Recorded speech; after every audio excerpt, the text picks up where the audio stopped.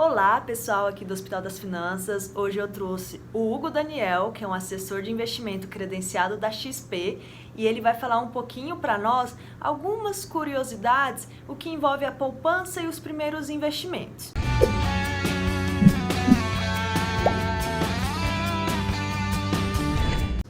Hugo, por que a poupança não é considerado um investimento? E aí, pessoal, tudo bem com vocês? Por que a poupança não é considerada um investimento? Se a gente pegar a situação atual, nosso cenário atual, a gente tem um negócio chamado taxa Selic. A taxa Selic é o custo primário do dinheiro. Então, tudo usa como base, né, essa taxa Selic. A poupança, quando a taxa Selic está abaixo de 8,5, ela rende o quê? 70% da taxa Selic. Quando ela está acima de 8,5, ela vai render 0,5 mais a TR. O nosso cenário atual, a taxa Selic caiu de novo recentemente agora para 5% ao ano. Então, se a gente pegar, grosso modo, 5% de 70% de 5% vai dar o equivalente a 3,5 ao ano. Então, essa é a rentabilidade da poupança no nosso cenário atual, 3,5 ao ano. Se a gente pegar a inflação já está beirando quase 4%. Ou seja, se você aplica 100 mil reais, significa que você vai ganhar o quê? 3,5. Mas você vai pagar quase 4. Ou seja, você vai ficar devendo dinheiro. Seu dinheiro vai valer menos daqui a um determinado tempo e a sua rentabilidade vai ser menor do que o que você vai estar pagando aí pela inflação. Por isso que não é considerado um bom investimento. Tudo bem, então. E eu tenho um dinheiro guardado na minha poupança. E eu quero tirar de lá, então. Já que não é um investimento, eu quero fazer o meu dinheiro render. Mas eu não quero perder a segurança que eu tenho da poupança e nem a facilidade que eu tenho de acessar aquele dinheiro caso eu precise dele. Quais são os outros investimentos que eu posso utilizar para que vai me dar a mesma segurança da poupança e a mesma facilidade de uso? Atualmente a gente tem um leque muito grande de investimentos, né? Através de uma assessoria, que é o nosso caso, nós somos especialistas em investimentos, você tem acesso a um portfólio muito grande de modalidades. Por exemplo, você tem renda fixa, você tem a parte de renda variável, você tem a parte de fundos de investimentos, você tem a parte de COI, tem a parte de previdência privada. Então vamos dar um exemplo aqui para vocês. Um CDB. Um CDB, ele é garantido até 250 mil pelo Fundo Garantidor de Crédito. E você tem CDBs aí na plataforma que pagam em média de 120%, 125% do CDI. Então, se ele é garantido e ele paga mais do que a poupança, então compensa muito mais colocar num CDB do que colocar na própria poupança. Existem outras modalidades de investimentos também, como fundos de investimentos, que são tão seguros quanto. Existem outras modalidades no próprio Tesouro Direto.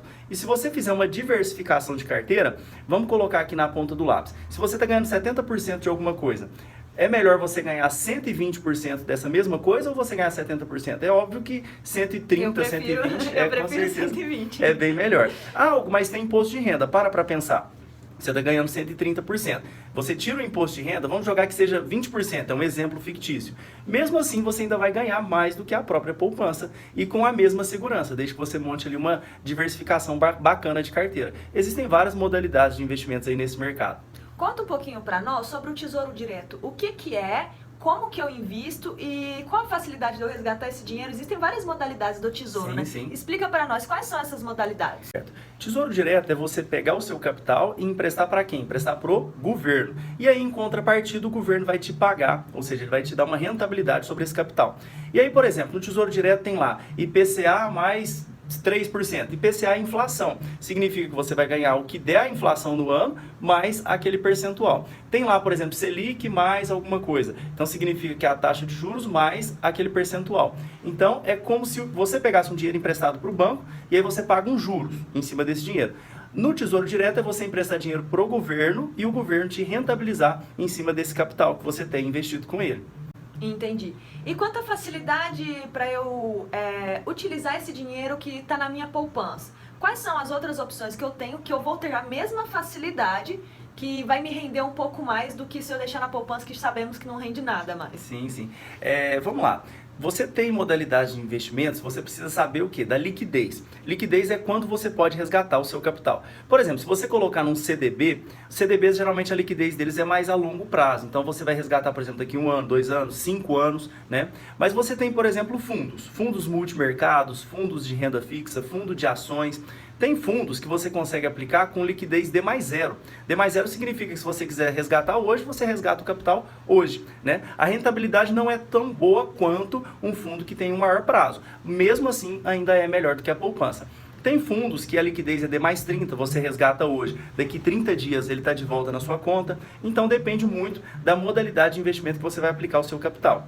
Lembrando também dos bancos digitais, né? Uhum. A Nuconta, por exemplo, ela rende 100% do CDI. 100% CDI. Ela tem a facilidade de uso, assim como a poupança tem, que é o cartão de débito, o cartão de... A poupança não tem crédito, né? Não tem. Mas a Nuconta tem o cartão de débito, você pode pagar contas, pagar boletos, então é a mesma facilidade da poupança, lembrando que vai render mais do que a poupança. Sim, sim. E explica pra nós um pouquinho... Só uma dica. Pode falar. Na pior das hipóteses, deixar num banco digital ainda é melhor do que a poupança. Por quê? 100% do CDI, mesmo que tenha um imposto de renda, ainda é mais do que 70% do CDI. É mais vantajoso ainda. Bem Sem mais contar vantajoso. que os bancos digitais não tem taxa para nada, né? Sim, não sim. tem taxa de transferência.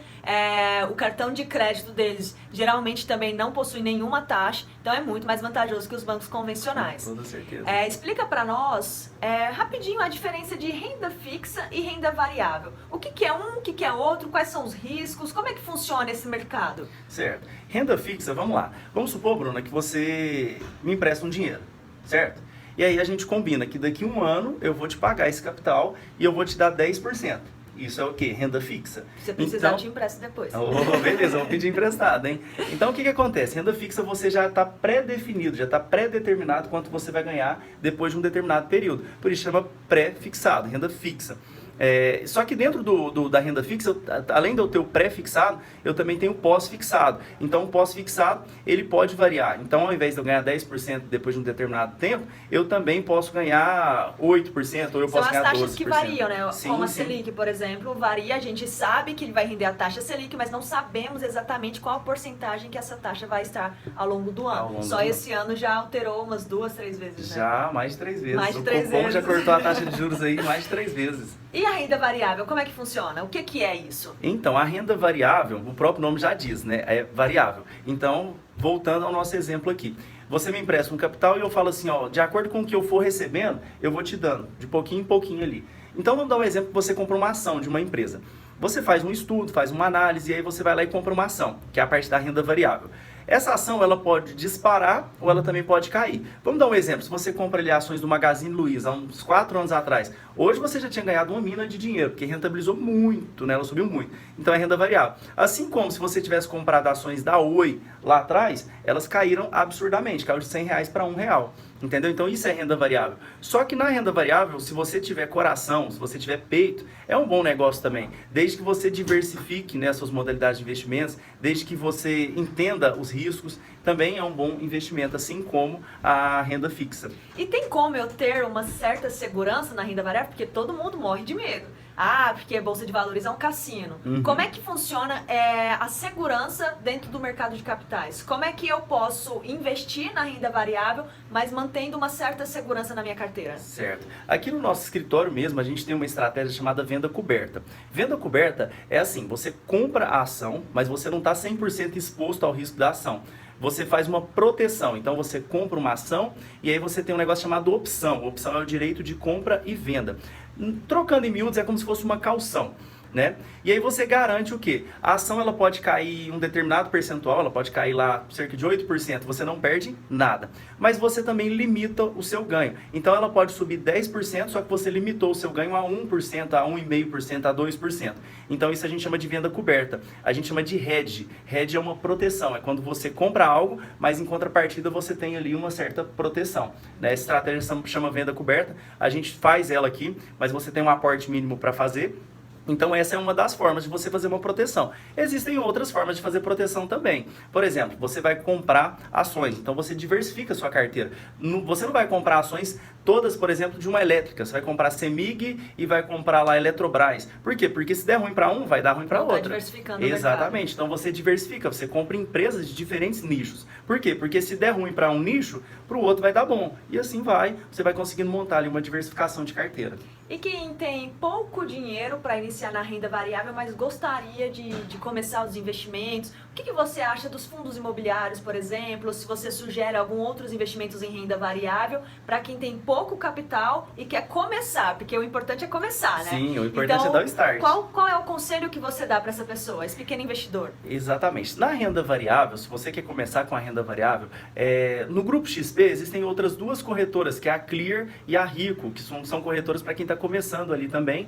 Elas não cobram taxa de corretagem, então é interessante para quem está começando também. A própria XP, existem várias modalidades também, existem vários segmentos. Então, você pode entrar no mercado de renda variável, estudar bem a empresa, comprar as ações e tudo mais. A parte dos fundos imobiliários, geralmente, para quem tem pouco capital, não é recomendado. Por quê? Porque os fundos imobiliários, geralmente, você tem que ter um aporte maior para comprar fundos imobiliários. Por quê? O fundo imobiliário, você é como se fosse um cotista daquele fundo, e aí você recebe ali um pagamento mensal, como se fosse um aluguel, né? E esse fundo imobiliário seu também pode valorizar, mas a maior parte dos fundos exige um capital um pouco mais robusto aí para entrar neles. A parte de renda variável no mercado de ações, já não tanto. Você tem ações no mercado que você compra aí por R$5. Tem ações que você compra por R$1, né? Tem ações de R$10. Isso. Se você quiser comprar uma ação da Oi. Não estou recomendando, pelo amor de Deus. Mas por R$1 você compra uma ação da Oi. Você compra um lote lá com 100 ações por R$100.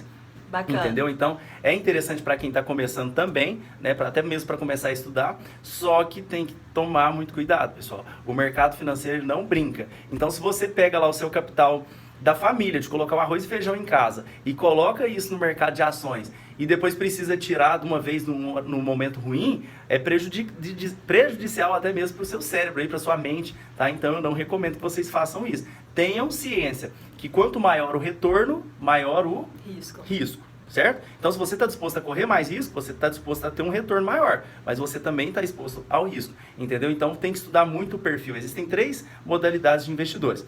Existe o perfil conservador, que é aquele que não está disposto a perder dinheiro. Ele é 100% conservador, mas em contrapartida ele também vai ganhar menos. Existe o moderado, que é aquele mediano, ele está disposto a correr um pouco de risco, mas ele também não quer perder dinheiro. E existe o agressivo. O agressivo é aquele, eu sou doido, eu vou investir, eu estou disposto a perder tudo, mas eu estou disposto a dobrar o meu capital. Entendeu? Então tem que ver qual é o seu perfil primeiro, tá? Tá certo. Pessoal, o Hugo preparou para nós uma tabelinha, a gente vai colocar aqui na tela para vocês verem o comparativo de um dinheiro parado na poupança e às vezes um investimento na renda fixa, para vocês verem o retorno que dá isso ao longo do tempo. Mostra aí para nós, Hugo. Vamos lá, pessoal? Vou mostrar aqui para vocês, ó. Vamos lá, pessoal. Já parou para pensar em quanto dinheiro você deixou de ganhar por não saber onde investir? Vamos dar um exemplo aqui, ó, da taxa de juros. A taxa de juros no nosso cenário atual, ela está 5% ao ano.